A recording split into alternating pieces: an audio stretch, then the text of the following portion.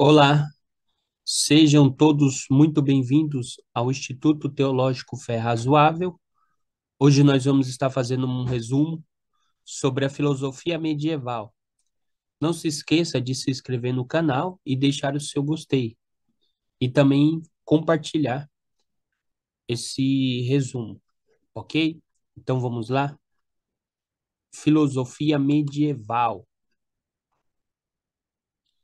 A filosofia medieval, ela foi desenvolvida na Europa durante o período da Idade Média, nos séculos 5 a 15.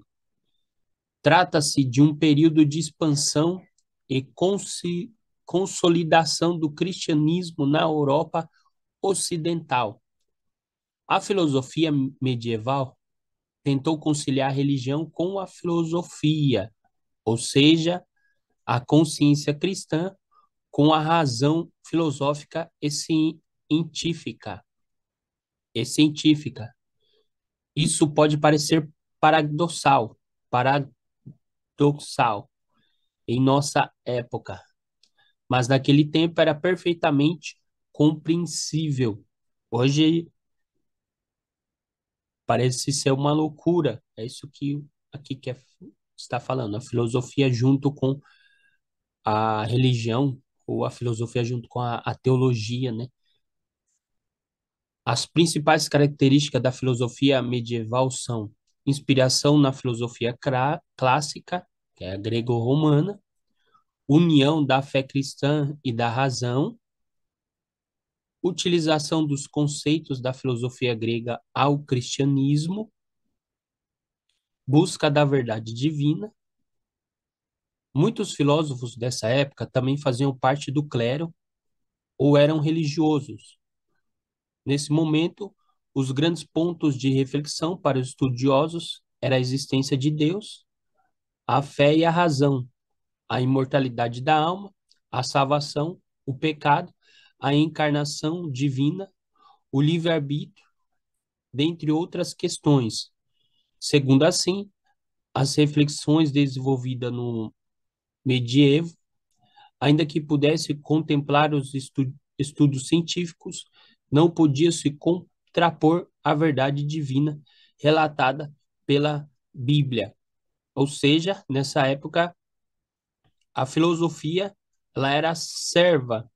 Até nos dias de hoje, muitos, principalmente cristãos que são filosóficos, acreditam nisso. A filosofia ela torna-se o quê? Ela torna-se serva da teologia. Então, está encaixado nessa época da filosofia medieval. A filosofia, ela torna-se serva da teologia. Períodos da filosofia medieval e principais filósofos. O objetivo do estudo da filosofia medieval começou antes deste período cronológico da história. Afinal, após a morte de Jesus, os primeiros cristãos tiveram que conciliar a filosofia grega com os ensinamentos cristãos. Uma vez que a Idade Média foi um longo período da história ocidental, dividimos a filosofia medieval em quatro fases. Nós vamos estar falando, ao decorrer dessa aula, desse breve resumo, sobre essas fases. Filosofia dos padres apostólicos ou dos pais apostólicos, filosofia dos padres apologistas, que é aqueles que, quando houve as heresias levantado dentro da igreja, no meio do povo cristão, eles se levantavam dando argumentos bíblicos, textuais, históricos, combatendo as heresias de determinadas pessoas, depois a patrística e a escolástica. A filosofia patrística e escolástica, que corresponde aos últimos períodos, foram os mais importantes da filosofia medieval. Por quê? Porque a patrística e a escolástica também há ainda uma grande influência nos dias atuais. Vamos falar de cada um deles. Qual a primeira que nós vamos falar? Sobre os padres ou pais apostólicos. Os pais apostólicos. O primeiro grupo de pais da igreja eram formados pelos pais apostólicos. Esses líderes cristãos viveram durante as primeiras gerações do cristianismo, ou seja, depois que os discípulos de Jesus foram martirizados e o último deles morreu de velhice, que foi o apóstolo João. Esses que surgiram foram os discípulos deles, foram os discípulos dos próprios pais apostólicos. Isso também há como posso assim dizer, uma boa fonte acerca da Bíblia, se os livros são verdadeiros ou não. Por quê? Os cristãos eles consideram como verdadeiro. Também por causa dos pais apostólicos, porque eles vieram depois dos discípulos. Então eles continuaram carregando as verdades a qual os discípulos de Jesus abraçaram e foram passando para as outras gerações. Então, uma base a qual os cristãos dão, nós cristãos damos para acerca da Bíblia Sagrada, se os livros do Novo Testamento são verdadeiros ou não, é também com base nos pais apostólicos, porque eles eram discípulos do próprio Jesus e assim nós sabemos quais eram os livros que ali rodava ali nas igrejas, já era conhecimento de todos, e devido aos líderes que ficaram depois dos apóstolos. Esses líderes cristãos viveram durante as primeiras gerações do cristianismo, liderando a igreja antiga entre 95 e 150 depois de Cristo. Inclusive, de alguma forma, esses indivíduos tiveram um contato próximo com os apóstolos. Entre os principais nomes da liderança da igreja naquela época, nós temos Clemente de Roma. Há vários livros acerca desses pais apostólicos. Uma editora bem conhecida, a editora Paulus, que tem vários livros deles sobre os pais apostólicos. Não fique somente no que eu estou passando aqui para vocês, mas o bom mesmo é vocês adquirir essas obras, vocês mesmo lerem e tirar a própria conclusão. Clemente de Roma foi bispo em Roma, mas também ficou conhecido por ter exortado a igreja de Coríntios através de uma carta que tinha por objetivo, e em muitos aspectos, tratar dos problemas de divisão abordados anos antes pelo apóstolo Paulo em suas epístolas. Isso talvez seja um indicativo de que, infelizmente, a igreja de Corinto permaneceu problemática durante muito tempo. O que Clemente aqui escreveu para essa igreja de Coríntios está lá nas duas epístolas que o apóstolo Paulo enviou para essa igreja. Só você pegar a Bíblia Sagrada, você vai estar lendo ali. Paulo vai estar falando sobre os problemas daquela igreja, da igreja de Corinto, e também vai estar dando uma solução. Era uma igreja próspera, pelo que Paulo fala, espiritualmente, mas ali no comportamento deles, eles deixavam a desejar. Tanto que Paulo fala, ó, com leite eu vos criei, não com manjar, porque vocês não estão preparados. Então, para você estar tirando essa dúvida, é só estar lendo lá a primeira e a segunda epístola do apóstolo Paulo aos Coríntios. Inácio também, Inácio de Roma. Inácio foi bispo na igreja de Antioquia, na Síria. Inácio escreveu uma série de cartas, das quais ele exortou a necessidade da liderança e da unidade da igreja, e combateu uma heresia perigosa que trazia conceitos gnósticos. Inácio ficou amplamente conhecido por seu martírio Algumas tradições dizem que Inácio foi separado para o ministério pelo apóstolo Pedro. Policarpo foi bispo de Esmirna e discípulo do apóstolo João. Policarpo ele escreveu uma importante carta à igreja de Filipos na primeira década do segundo século depois de Cristo. Policarpo também ficou conhecido na história da igreja por seu martírio em 155 depois de Cristo, quando foi queimado, preso a uma estaca, enquanto declarava através de louvores que Jesus Cristo era o seu Senhor e Salvador. O grande foco do ministério dos pais apostólicos era a exortação e a edificação dos cristãos. Por isso, seus escritos possuem um caráter mais devocional, ao invés de uma reflexão teológica, mais analítica e profunda. Em suas obras, os pais apostólicos fizeram um maciço do Antigo Testamento, mostrando que a igreja cristã era cumprimento das escrituras ou dessas escrituras. Além disso, eles também fizeram citações dos escritos do Novo Testamento, mostrando que já naquele tempo os livros neotestamentários eram recebidos pelos crentes, como que possuindo autoridade divina para regular a vida cristã. Outros escritos da época dos pais apostólicos são o Pastor de Hermas e o Didaquê, com autores desconhecidos, ok? Então, os livros dos pais apostólicos eram mais devocionais, não eram mais doutrina, mas eram mais devocionais de aconselhamento, de vivência para a igreja daquela época. Vamos falar agora sobre os padres, os pais apologistas. Claro que todos eles também tinham grande influência da própria filosofia, os padres apologistas.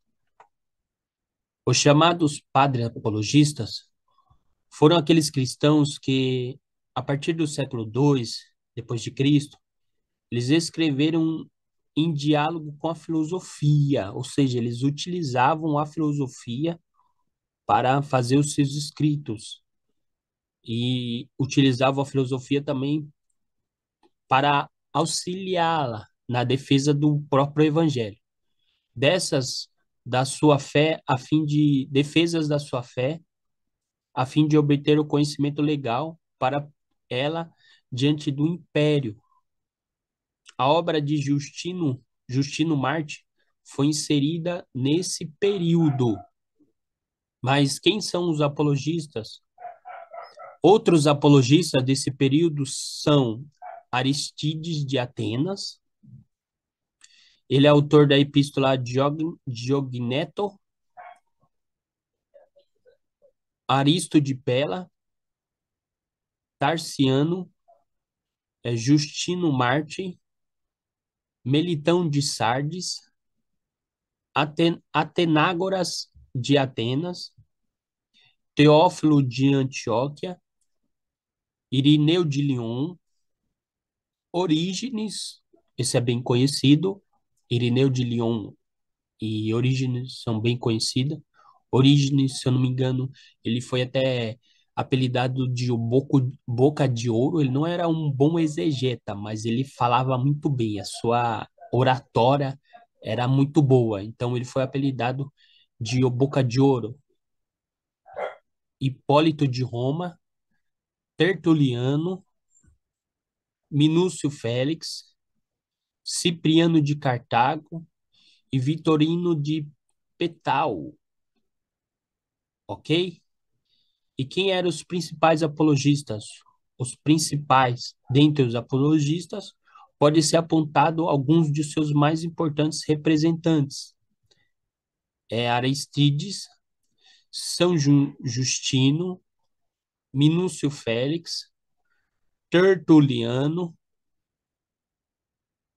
Quadrato, Tarciano, Atênoras, Arbônio, Lactócio, Inácio de Loyola e Francisco de Sales. Graças a Deus que eles não vivem nos dias atuais, senão eles seriam ia sofrer muito bullying nos dias atuais, sofria muito bullying.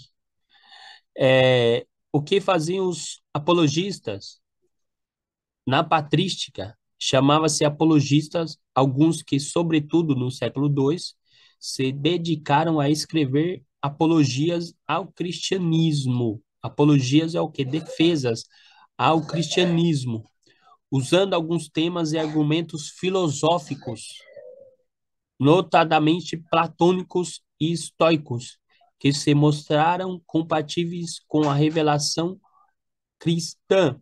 Então, conforme muitos dizem que quando surgiu a, a igreja, já surgiu já os hereges dentro da igreja. Então, precisava de uma defesa. Nós vemos na epístola de Judas, fala sobre algumas epístolas do apóstolo João também fala sobre isso, sobre os falsos profetas, sobre os falsos ensinamentos. E os apologistas faziam isso, eles utilizavam a própria filosofia e argumentavam com bases para poder defender a fé, para poder guardar ali aquilo a qual foi passado dos pais apostólicos, dos apóstolos, no caso, para os pais apostólicos, e também ia sendo passado de geração em geração. Então, eles precisavam proteger a doutrina. Então, eles utilizavam a filosofia para poder argumentar contra os hereges que surgiam dentro da igreja. Então, sempre surgiu herege dentro da igreja. Sempre teve aqueles que acham que eles são os donos da verdade, aí quer ter um bases bíblica, só que muitas vezes, se você for pegar no contexto histórico, no contexto geográfico, na arqueologia, se for buscar ali no próprio contexto do próprio texto, é, ele cai em contradição, mesmo assim quer permanecer falando que aquilo qual ele prega, fala é a verdade. Só que ele não quer reconhecer que ele está no erro de falar algo que não está ali, que o Espírito Santo não queria ter, não era isso a intenção do Espírito Santo quando ele passou para a igreja. Ele pega um versículo isolado e faz aquilo uma doutrina. Isso está errado. É igual um texto que você escreve para determinado fim, outra pessoa vai falar, não, não é esse fim que a pessoa quis escrever, é outro fim que a pessoa quis escrever. Então a pessoa torce aquilo a qual você falou. Se nós, seres humanos, se eu escrevo um artigo para um determinado fim, outras pessoas pegam e faz fake news, pega algumas coisas isoladas e fala que não foi daquele jeito, eu ficaria triste, que dirá o Espírito Santo, que dirá Deus, quando pegam as palavras que ele inspirou os profetas, os servos dele para estar escrevendo, para pegar e distorcer aquilo a qual Deus tinha a intenção de estar passando para o povo dele. Imagina se cada um interpretasse a Bíblia do jeito que quisesse, como ficaria? Já está uma bagunça esse mundo, ficaria mais bagunça ainda. Ficaria mais bagunça se cada um quisesse interpretar o seu bel prazer, principalmente nos dias de hoje que nós estamos na pós-modernidade, que muitos acreditam que até que as verdades elas não são absolutas, não existe verdades absolutas. Aquilo que é verdade para mim não pode ser verdade para outra pessoa. E as pessoas mesmo caem em grandes contradições quanto isso, porque até a palavra, se a pessoa está falando que a verdade não é absoluta, então aquilo a qual a pessoa está falando também não é absoluto. E tem muitas e muitas outras coisas. Vamos prosseguir? O que os apologistas defendiam? Preste atenção. A filosofia dos padres apostólicos ou os pais apostólicos. Padre é pai, mesma coisa, só que em latim. Em latim é padre. Português, pai. Da mesma coisa. A filosofia dos padres apostólicos é marcada pela defesa ou enaltecimento da fé cristã. Eles defendiam o cristianismo como uma prática filosófica superior ao pensamento estruturado pelos filósofos grego-romanos. Qual a principal característica do pensamento apologista? A filosofia dos padres apologistas. Esta era uma figura de retórica que constituía na defesa de alguma ideia. Nesse caso, a fé cristã. Os padres apologistas utilizaram as mesmas figuras de linguagem e argumentos para dialogar com os helenitas. Então, como eu disse, surgia as heresias. Ah, será que o Espírito Santo de Deus, ele é Deus? Será que Jesus, ele é igual ao Pai? Ele é inferior ao Pai, ao Espírito Santo? Ou será que ele é igual? Os seus atributos comunicáveis e incomunicáveis, seja a sua divindade, seja os seus poderes absolutos, seja é, a sua onisciência, a sua onipotência, o seu amor, será que é igual ao Pai? Ou será que ele é inferior? Será que ele foi criado? Ele é um espírito, é somente um espírito superior? Então surgiu várias e várias coisas assim dentro da igreja, vários hereges dentro da igreja. E nos dias de hoje nós vemos que muitas pessoas também ainda têm esses pensamentos que foi debatido lá atrás. Se as pessoas lessem a história da igreja, não caíam em contradições, como nós vemos muitos caírem em contradições. Se as pessoas voltassem lá atrás para poder estudar tudo o que aconteceu com a igreja, hoje em dia não cairiam nessas contradições, principalmente com essa filosofia, essa ideologia progressista que nós temos visto nos dias atuais, é, cada dia mais rompendo barreiras. E se a igreja não se cuidar, pode é, contaminar muito, muito a própria igreja, a filosofia, a ideologia progressista, ok? O que defende a filosofia de Santo Agostinho? Santo Agostinho foi o grande filósofo dessa época medieval. Se destacou muito Santo Agostinho nessa época. Para Agostinho, a filosofia antiga, apesar de pagã, seria uma preparação da alma, muito útil para a compreensão da verdade revelada. Afinal, sem o intelecto, o homem é incapaz de compreender as escrituras. O que significa gnóstico na Bíblia? O que é o gnóstico? Na língua portuguesa, o termo é utilizado para referir aquele que é secretário do agnóstico. O agnóstico designa um conjunto de crenças de natureza filosófica e religiosa, cujo princípio básico assenta na ideia de que há em cada homem uma essência imortal que transcende o próprio homem. Então, essa é a mentalidade dos agnósticos.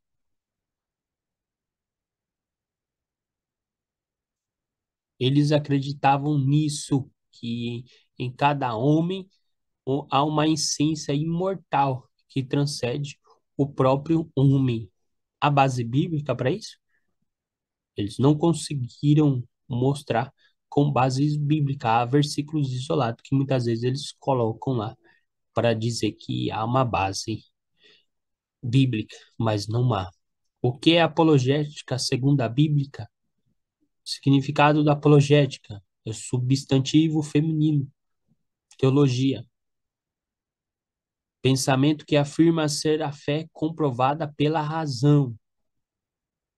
É uma defesa da religião cristã contra o ataque de seus adversários. Defesa insiste e argumentativa de uma religião, doutrina ou pensamento. Então, apologética é isso, é a defesa de tudo aquilo a qual se levanta contra o evangelho de Deus, contra a verdade de Deus. Muitos pensam, não precisa defender a fé. A própria Bíblia vai se defender. Mas Paulo, ele entrava na sinagoga para quê? Era para disputar com os judeus e comprovar que Jesus era Deus.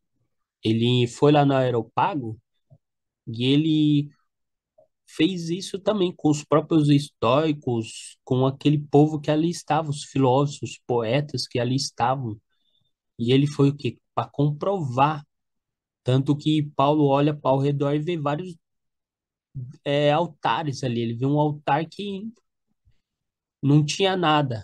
Aí ele utilizou daquilo ali para falar acerca de Jesus para o povo ali, ó. Vocês adoram é, um Deus desconhecido, vocês eu vejo aqui que tem um altar que não tem nada, não tem nenhuma referência, não tem imagem de nenhum Deus, e vocês adoram alguém sem conhecê-lo. Aí Paulo usa desse altar ali para falar do próprio Deus. Ele fala, ó, esse Deus conhecido, desconhecido de vocês, é esse que eu quero apresentar para vocês. É isso que eu quero apresentar para vocês. Vocês o adoram sem o conhecer, mas agora eu estou apresentando ele para vocês poderem conhecê-lo. Ele que criou os céus e a terra, ele que fez todas as coisas. Então ele começou a dar argumentos para ele, argumentos cosmológicos, que é do cosmo, é ele que criou os céus e a terra, ele que criou tudo. Aí ele começa a falar sobre o próprio Jesus. Então, a apologética é isso, é uma defesa. A igreja ela está muito fraca acerca da apologética, muito fraca. Para mim, todos os obreiros deviam ser treinados em apologética para poder defender a fé, defender a razão da fé.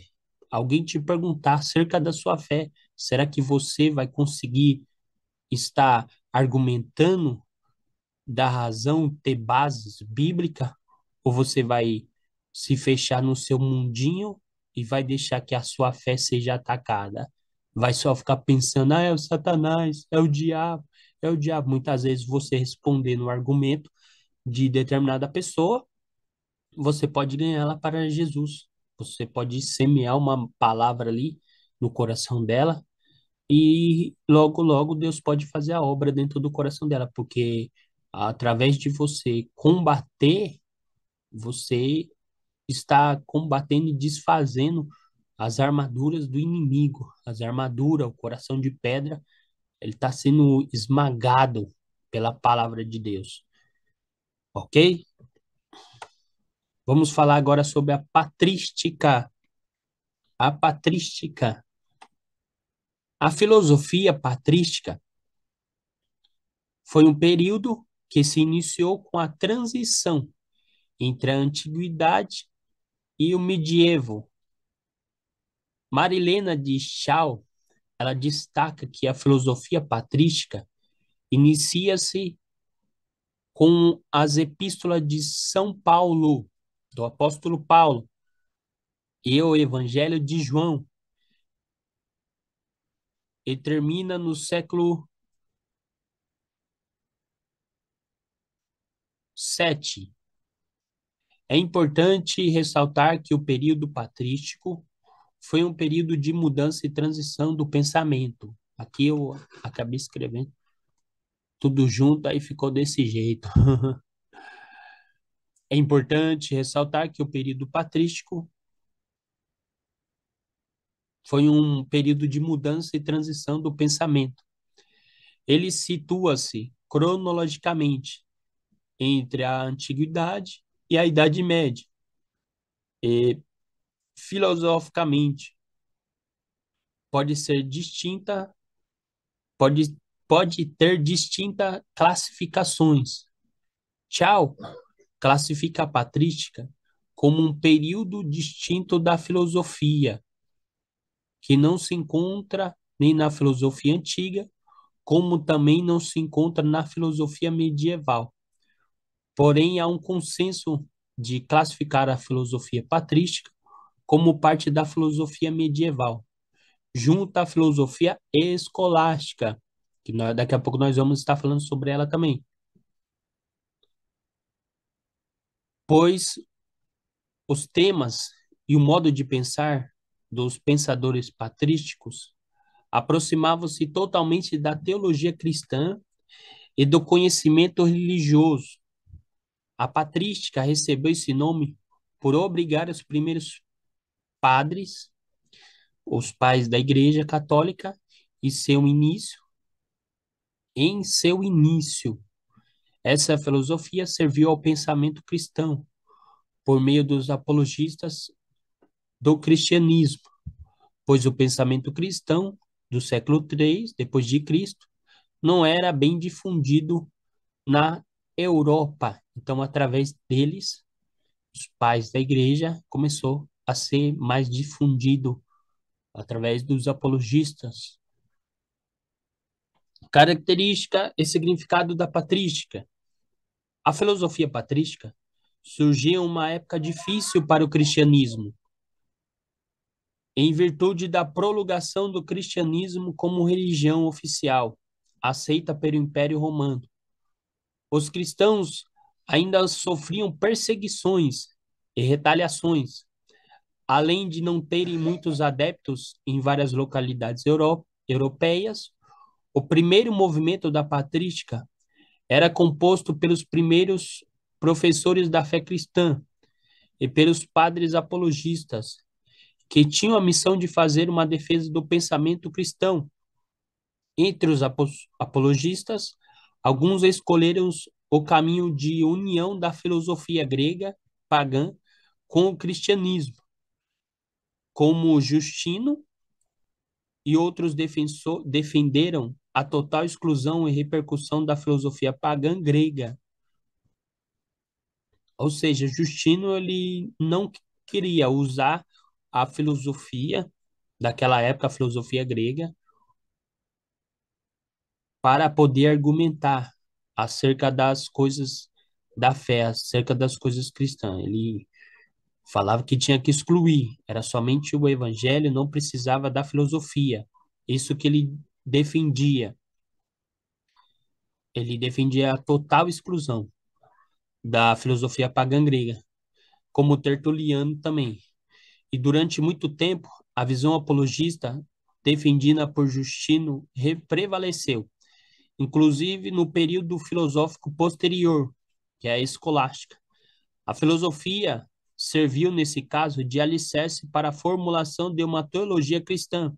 Porém, em outros momentos da filosofia, o conflito entre a razão e fé acirrou-se de maneira a gerar uma visão binária, que somente era possível crer ou pensar racionalmente.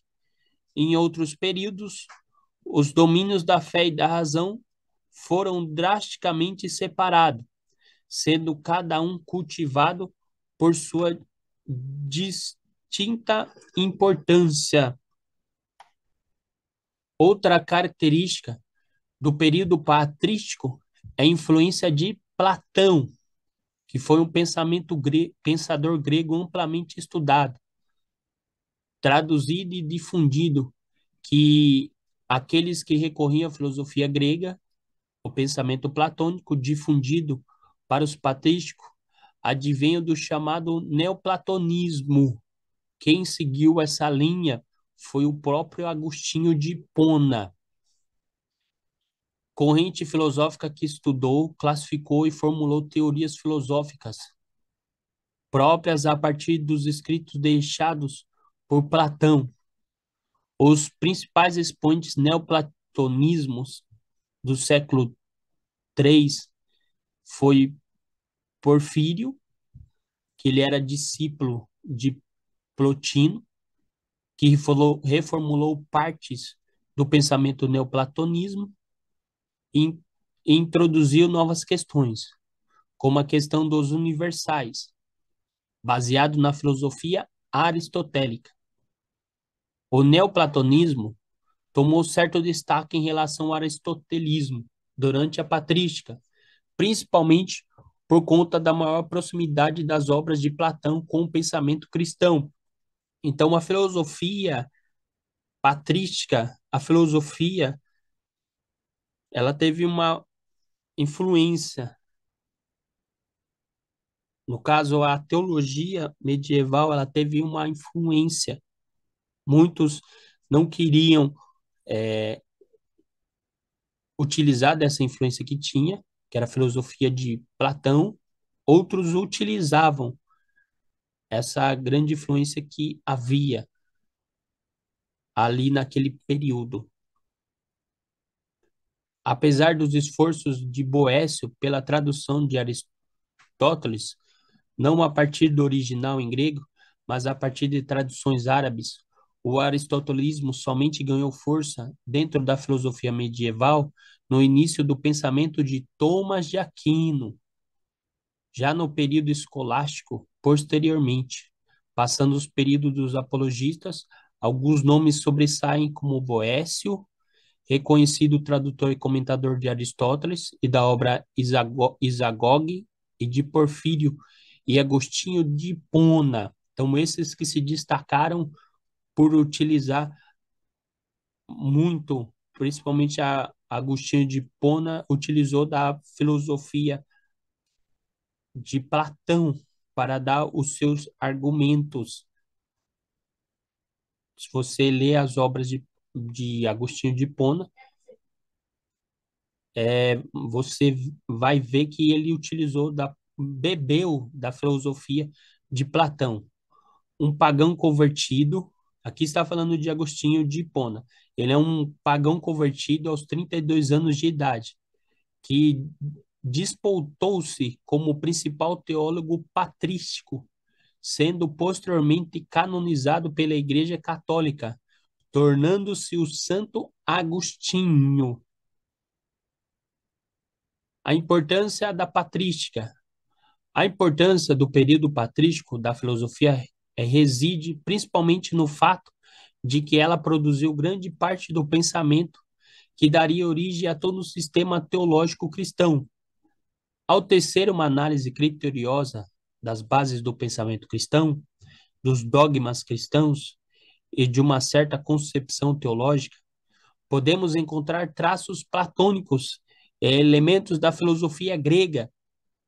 Foi no período patrístico que surgiu a maior parte doutrinária do pensamento cristão, pois os padres que foram pais da Igreja Católica tiveram a missão de formular os princípios de todo o pensamento cristão, que daria origem ao que reconhecemos hoje como Igreja Católica Apostólica Romana, e logo depois as igrejas protestantes. Então, se surgia a pergunta, mas os livros sagrados, bíblicos, como nós podemos saber que eles eram verdadeiros, eles são verdadeiros? Devido isso, devido à própria história. A história já também já mostra isso.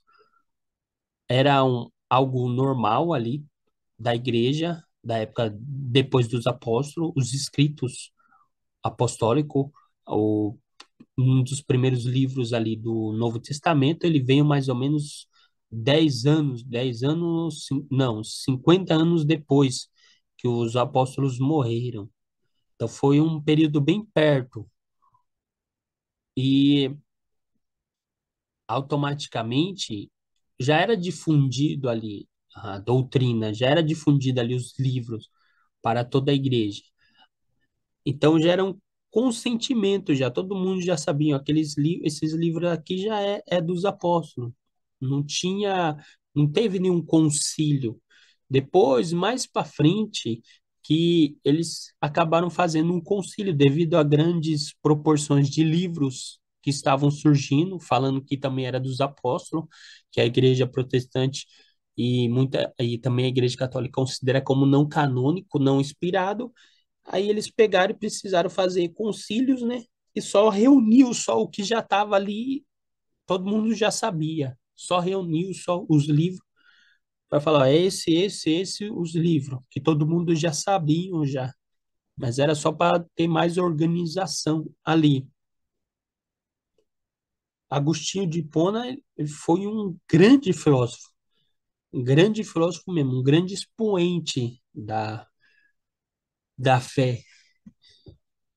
É bonito também a conversão dele, a história dele nos livros dele, ele contando a própria conversão dele, muito bonita. E ele foi um, ele utilizou, ele bebeu da fonte de Platão para poder estar utilizando a teologia junto com a filosofia. Mais para frente, surge outro grande homem que foi o próprio.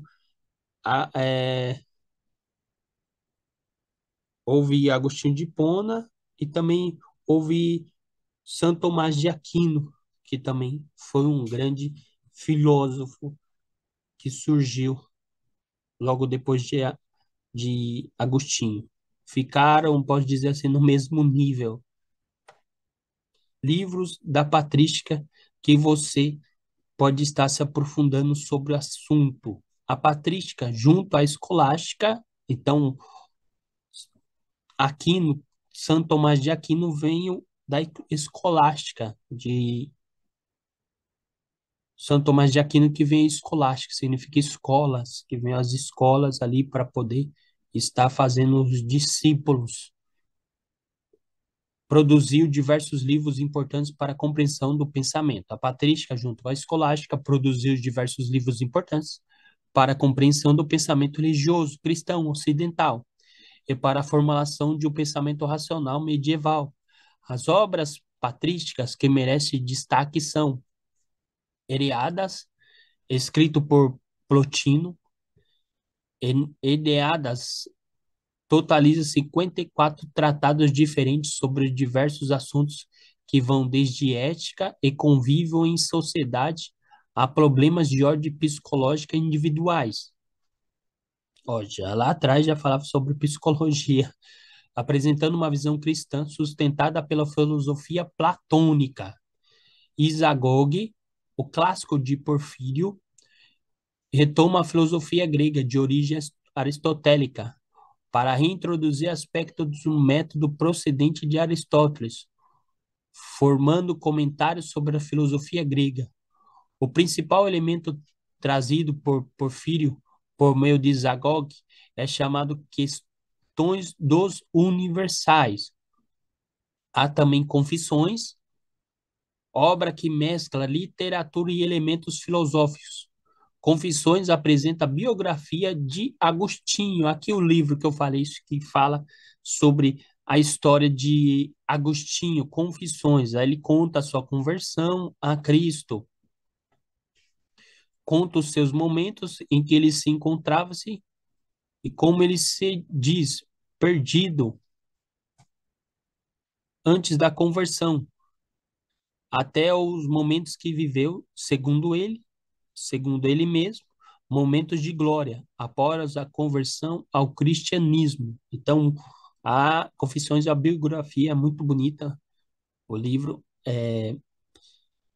de Santo Agostinho, Cidade de Deus, que também é de Agostinho, obra que trata das heresias, do reino de Deus e do comportamento esperado de um cristão para a chegada da plenitude da vida no sentido cristão. Então, esses são os livros de patrísticas, que são, tem muitos livros e vários filosóficos, teólogos, como eu disse, se você quiser estar entrando no site da própria editora, é uma editora católica, mas os livros deles são muito bons, é da Paulus, Paulus, para um cristão, como o meu professor falava, tem escolástica.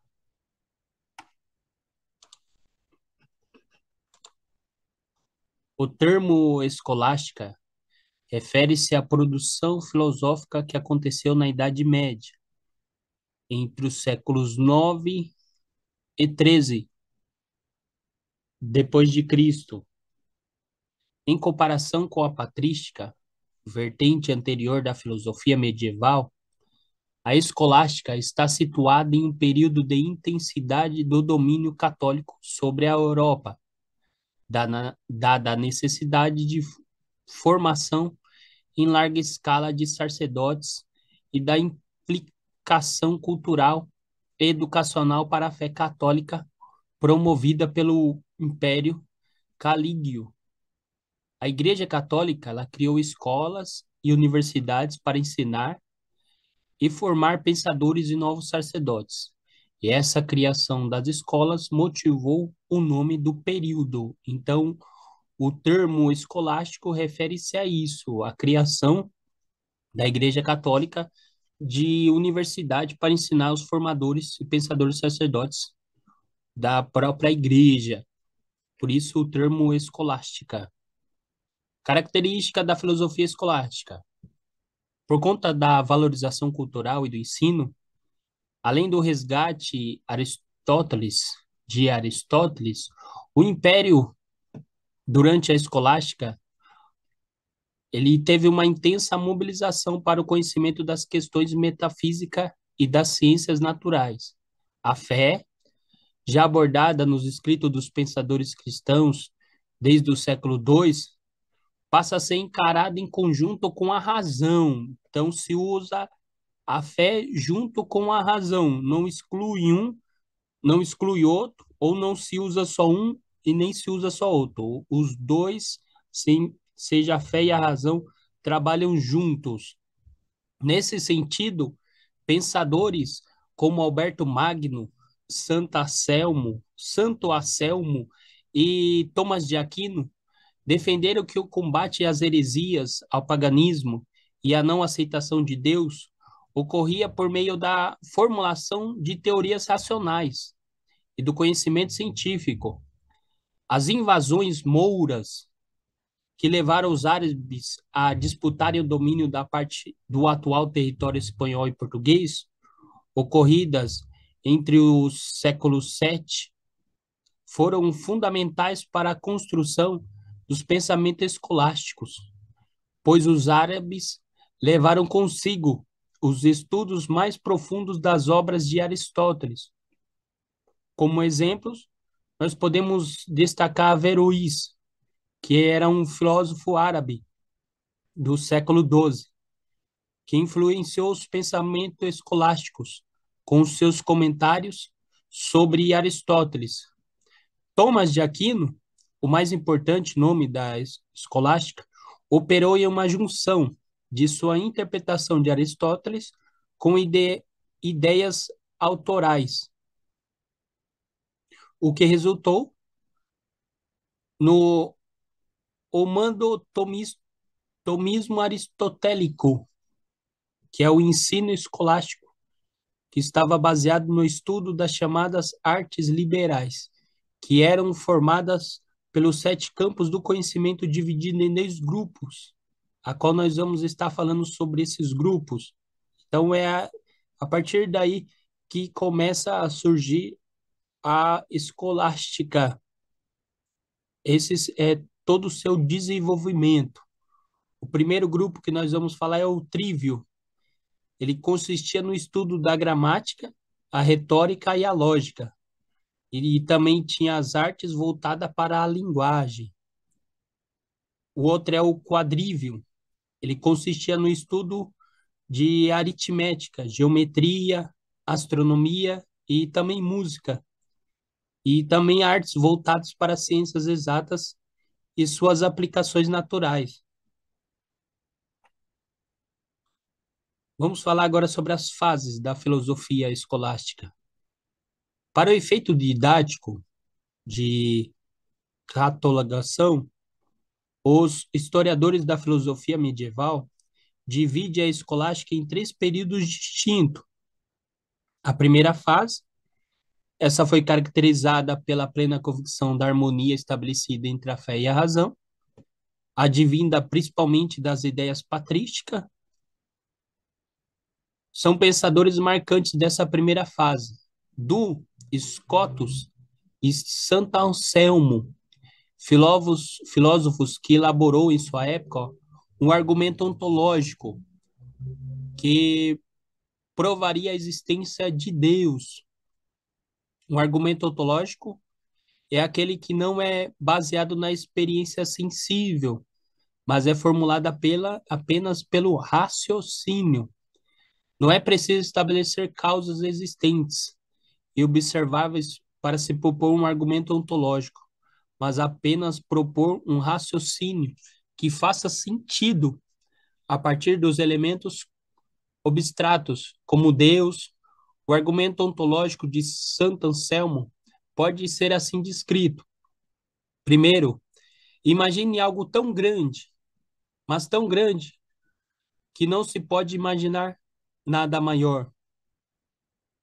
Depois se esse algo tão grandioso existe, se ele existe apenas em nossa imaginação, ele não é tão grande assim, visto que o que existe fora do nosso intelecto é maior.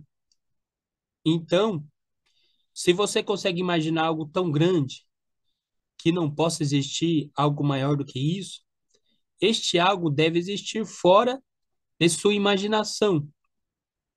E este algo imenso que existe na sua imaginação e fora também dela é de tão grandioso que não existe algo maior. Então, esse algo é o próprio Deus. A segunda fase aparece os mais complexos sistemas filosóficos nessa segunda fase, ele ficando conhecido também como período tomista. Os principais nomes dessa época são Tomás de Aquino e seu mestre Alberto Magno. Então, essas são as fases da filosofia escolástica. A terceira fase da filosofia escolástica, ela foi caracterizada pelo início da decadência da escolástica na Idade Média. E foi nessa época que o domínio e a expansão da Igreja Católica mostra-se demasiadamente rígidos, coibindo muitos aspectos dos estudos filosóficos e controlando todos os aspectos da vida intelectual e cultural da Idade Média. Um importante nome dessa última fase é de Guilherme Ockham. A matriz aristotélica até Deus. Thomas de Aquino enxergou na obra de Aristóteles a possibilidade de uma via racional que levaria à prova da existência de Deus, o princípio da casualidade e a ideia de motor imóvel. Esse é o raciocínio de Aristóteles, que havia um motor imóvel. E Thomas de Aquino, ele coloca dentro dos seus argumentos sobre essa ideia de um motor imóvel. Já discutidas na obra aristotélica, despertaram o intelecto de Aquino para a formulação de suas 5 vias, que prova a existência de Deus. O princípio de casualidade é, para a filosofia, um princípio elementar que admite que para todo efeito ocorrido no mundo existe uma causa anterior. Ou seja, se algo aconteceu, existia um fenômeno anterior que provocou o acontecimento. Isaac Newton também retornará a esse princípio, porém, invertendo a sua ordem, ao descobrir que a sua terceira lei, a lei da ação e reação, para o efeito físico moderno, toda ação gera uma reação contrária e igual em intensidade, o que nos remete à casualidade, pois a reação, que é o efeito, ele foi gerado por uma ação, que é uma causa. As 5 vias de Santo Tomás de Aquino. A primeira via, o primeiro motor imóvel, ele diz assim: em todo o universo há um movimento. partindo de um raciocínio casual. É preciso estabelecer que, para que haja movimento, é necessário haver um mover, um motor. E nesse sentido, se tentarmos encontrar as causas de todos os movimentos do universo, nunca findaríamos essa tarefa infinita, o que faz necessário pensar que para todo movimento existia um primeiro motor imóvel que deu origem a todo o universo posterior. E para ele, esse motor imóvel é o próprio Deus. A segunda via, a primeira causa eficiente. No mesmo raciocínio anterior, pensamos que para toda causa há um efeito. E para evitar a fadiga desnecessária da busca infinita pela causa primeira, nós devemos pensar que essa causa existe e que não foi causada por nada, ou seja, não veio a existir do nada, mas essa causa, ela seria o próprio Deus. A terceira via, ser necessário e seres possíveis. O ser necessário seria Deus. Os seres possíveis seriam a criação divina. Ou seja, para São Tomás de Aquino, na sua terceira via tomista, Deus é um ser necessário para a sua própria existência. Ele é algo necessário para que tudo mais venha a existir, venha a ser, venha a surgir o próprio Deus, pois são possibilidades na medida que somente existem pela vontade do ser necessário. Então é pela vontade de Deus que as outras coisas vieram a passar a existir, a passar a ter a existência. O quarto grau de perfeição. Os diferentes seres existentes são classificados por uma completa ou uma complexa hierarquia que estabelece Deus, o ser perfeito, e todos os outros seres em uma escala, de acordo com a sua perfeição e proximidade ou distância de Deus. O quinto, o governo supremo. Todo esse universo infinito e racional somente poderia se manter organizado, na visão de Aquino, mediante um governo maior, supremo, que manteria tudo em seu pleno funcionamento, ou seja, o governo divino. Então, aqui nós vemos todas essas 5 vias de Tomás de Aquino, o poder absoluto que causa todas as coisas é o próprio Deus. Nada vem do nada. As coisas vêm a existir porque tinha um motor imóvel, que para São Tomás de Aquino é o próprio Deus. O universo, as plantas, as águas, todas as coisas, segundo a filosofia de São Tomás de Aquino, vêm a ser criado, a surgir, tudo está em ordem por causa do governo divino de Deus. Então, essas são as 5 vias de São Tomás de Aquino, ok?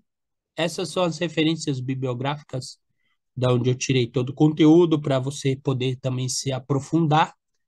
Não deixe de estudar, não deixe de buscar